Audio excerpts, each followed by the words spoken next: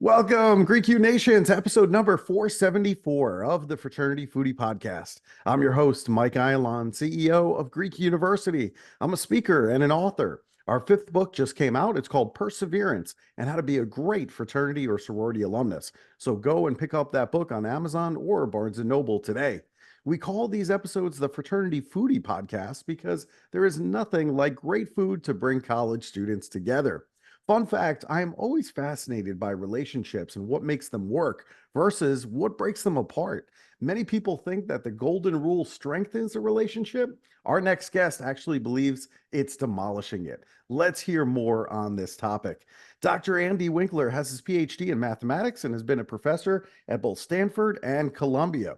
He's the host of various radio shows, podcasts. He's a stand-up comedian, a humor columnist, and has various television and radio appearances. Welcome to the show, Dr. Andy.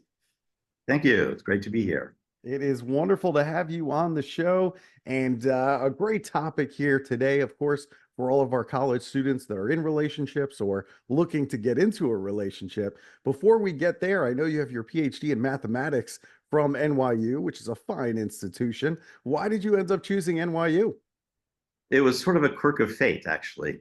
I grew up in a very religiously fanatical family, and I had a religious obligation that sort of kept me busy. And when I got free to apply to graduate school, I'd sort of missed the prime application season. But fortunately, NYU, which has really grown quite a lot over the last few years. But at that time, the business school was quite strong, the film school was quite strong, and the mathematics school was quite strong because actually Hitler sent into exile all of the people from the Göttingen Institute, and they ended up at either NYU or the Institute for Advanced Study in Princeton. So because it's in New York, they had a policy of accepting applications much later than most of the elite institutions do. And so it was an awesome option, and it worked out extremely well for me. Good for you. Well, yeah, fantastic institution, and obviously you did well with it. So just call it fate or what have you, but it all worked out in the end. So that's great. And you're also a former professor at Columbia University, which, again, in terms of schools, one of the best in the country.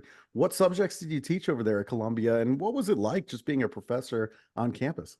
Yeah, so I'm a mathematician originally, and so I was teaching mathematics. Most of my time, actually, I had an NSF fellowship that sort of paid off much of my teaching time. And then I also spent a lot of time setting up the computer network, wrote a grant, brought in a bunch of computers, set up the network.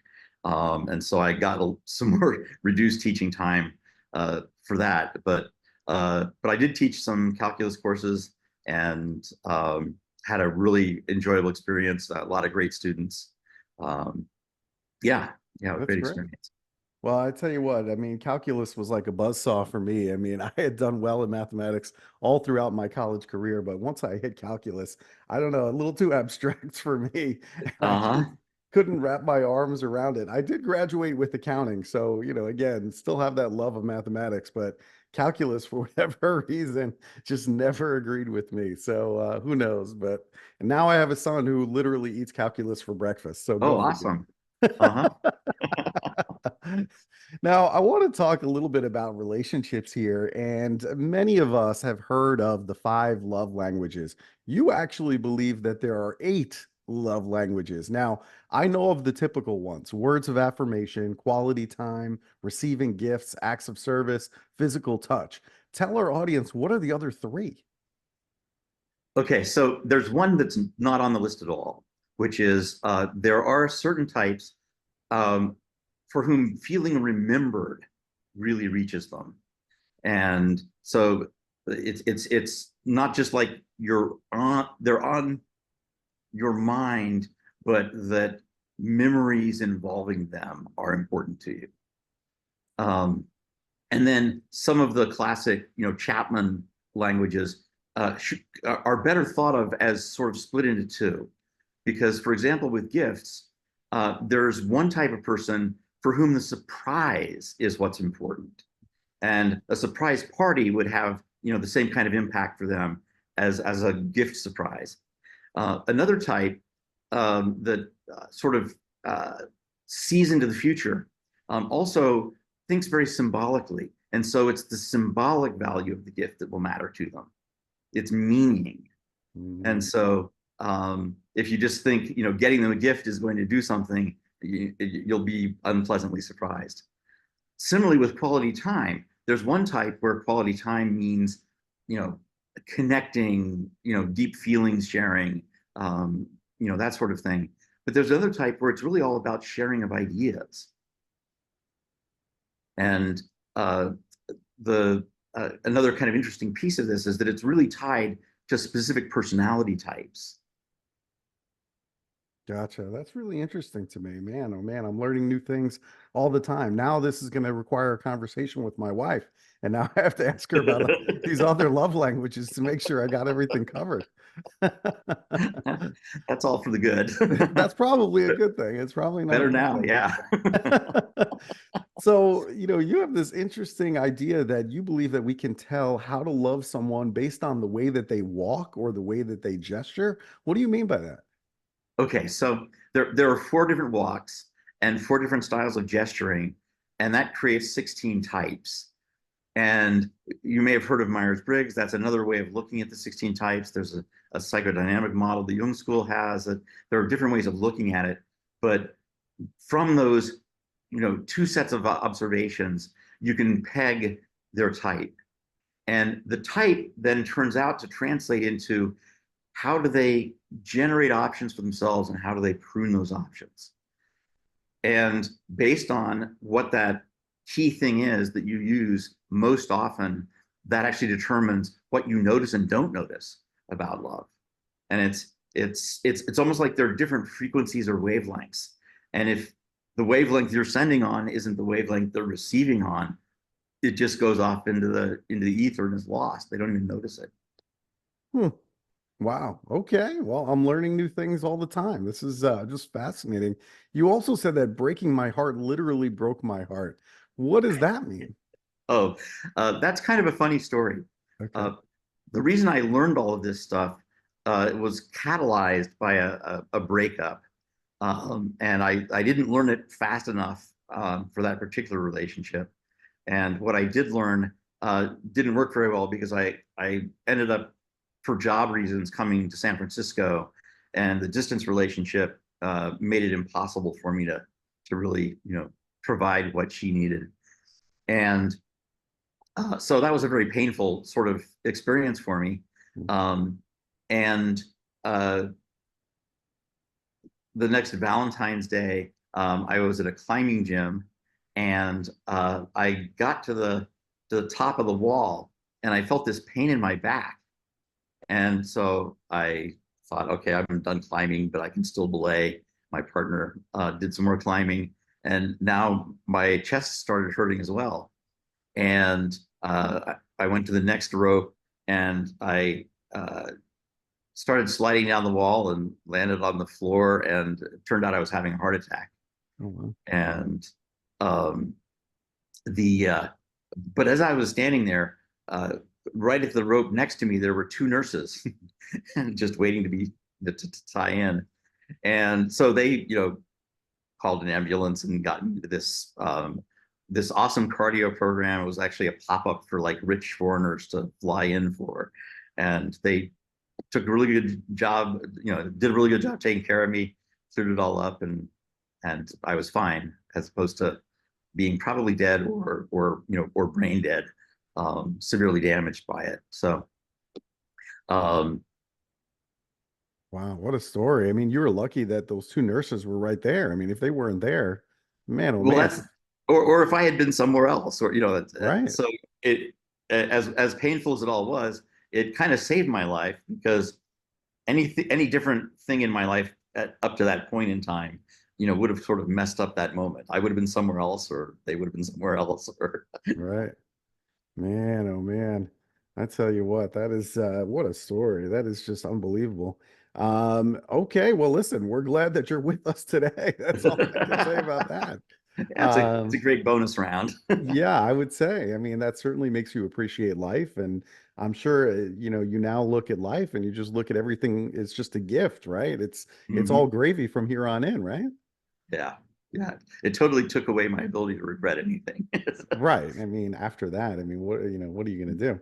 Okay, so to our listening audience that want to keep their relationships, whether that be a spouse, a boyfriend, girlfriend, whatever, what three things can actually kill your love? Yeah, there was a really interesting experiment Seligman talks about, and that dovetails with something Gottman talked about, which is the critical step where a relationship starts to die is when when complaints turn into criticisms. And there are kind of three ways that that happens. So the difference between a complaint and a criticism is a complaint is just there's something wrong here that we need to address. There's a problem. We need to fix it. Mhm, And that's healthy. That's good. That's critical, in fact. mhm, But if it becomes either pervasive or permanent or personal, those are the three things that convert it from a complaint into a criticism, and that starts the toxicity cycle that kills the relationship. mhm. So permanent is where let me back up a second, because one vantage point of this was something called explanatory styles. It was a way that actually people can become depressed, and that is when something goes wrong, what's your explanation for it? How do you sort of explain to yourself what the problem is? And so a personal one would be, I'm a bad person. I'm worthless. As opposed to, gee, I slipped up. Mhm. See what I'm saying? There's a Mhm. big difference between the two.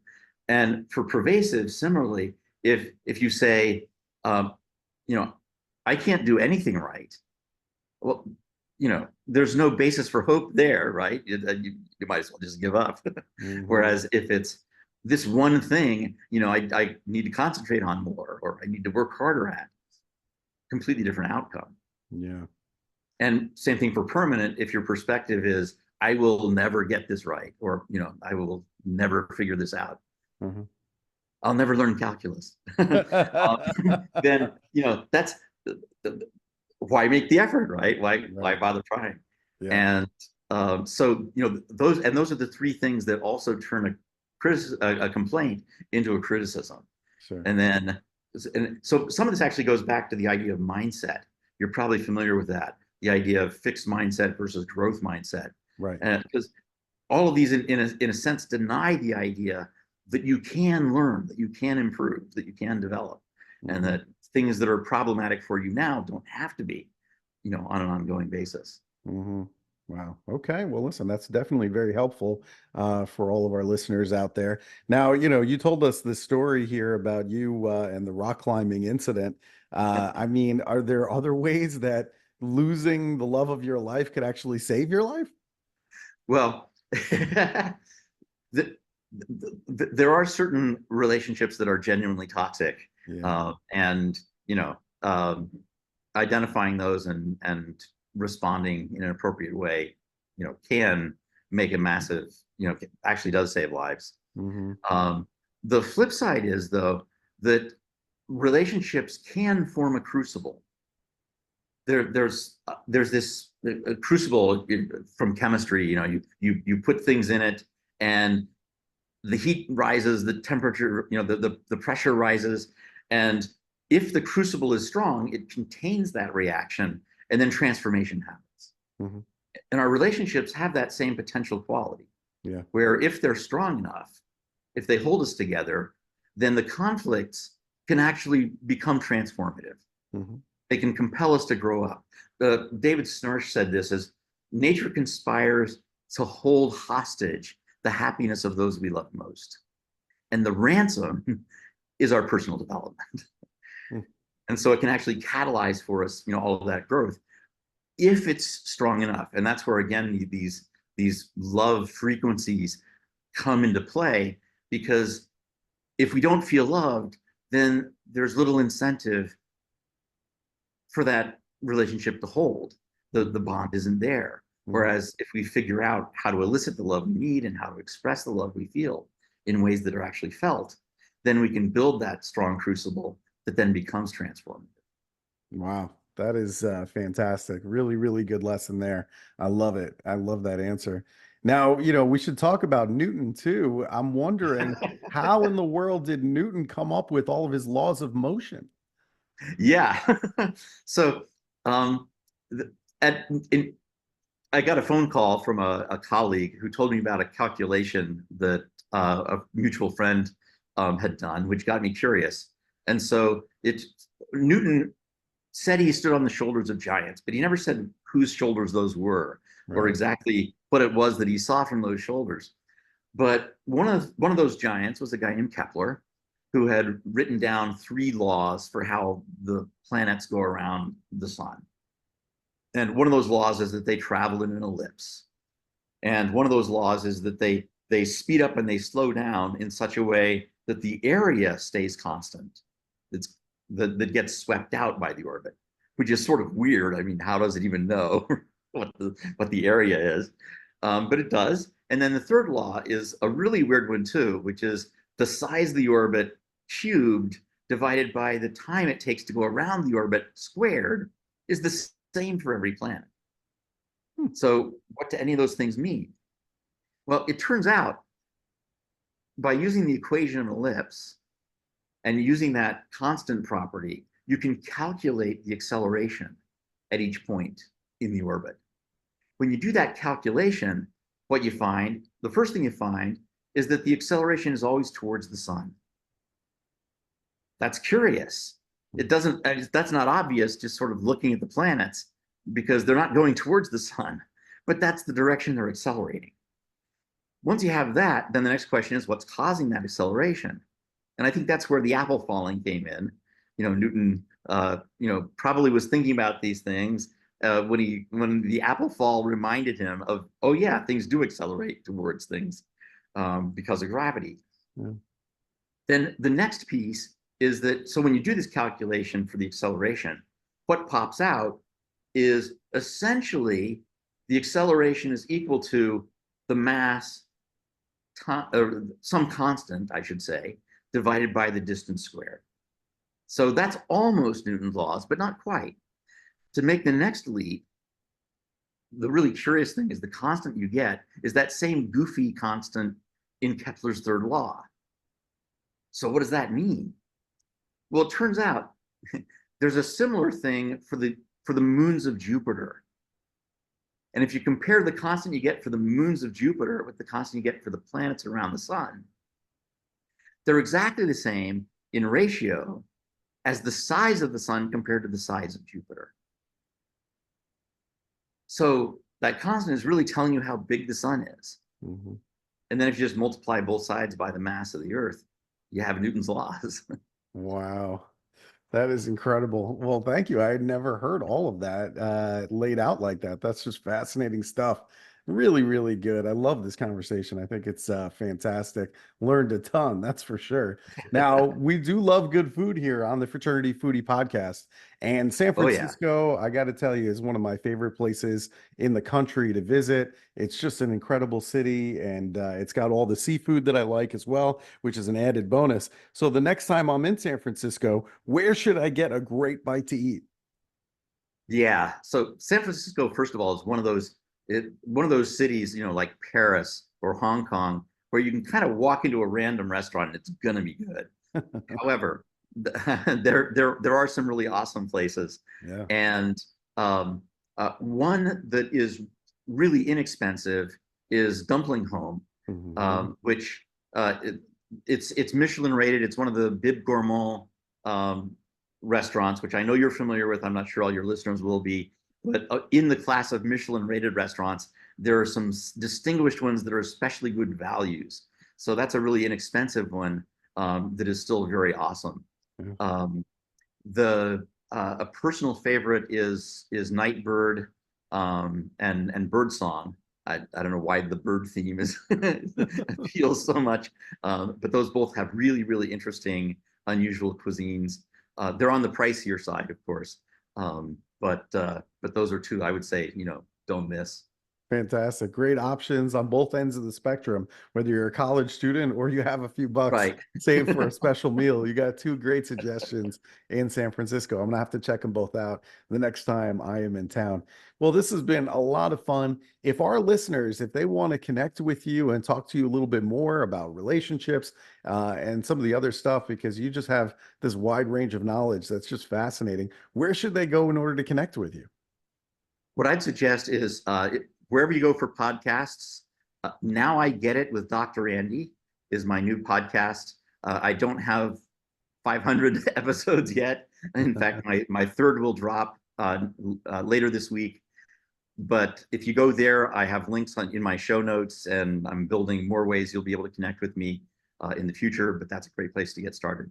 I love it. Fantastic. Now I Get It with Dr. Andy. Go and check out his new podcast. He's about to drop episode number 3, and he's going to come back on our show when he hits number 500. That's what he told me. I'll hold you to it. Listen, I hope you make it. I tell you, most podcasts, I think they don't last more than 10 episodes. So yeah, if that's you make it difficult. to 500, you're legit. Sounds like a plan. Listen, Dr. Andy, this has been a lot of fun. Thank you so much for being on the show with us today. My pleasure. Thanks for having me. Of course. And to our listeners, if you enjoyed this conversation with Dr. Andy, I want you to share it with other college students on your campus. Make sure you go and check out his podcast, Now I Get It with Dr. Andy. And we will see you on the next episode of the Fraternity Foodie Podcast. Thanks for joining us. We'll see you next time.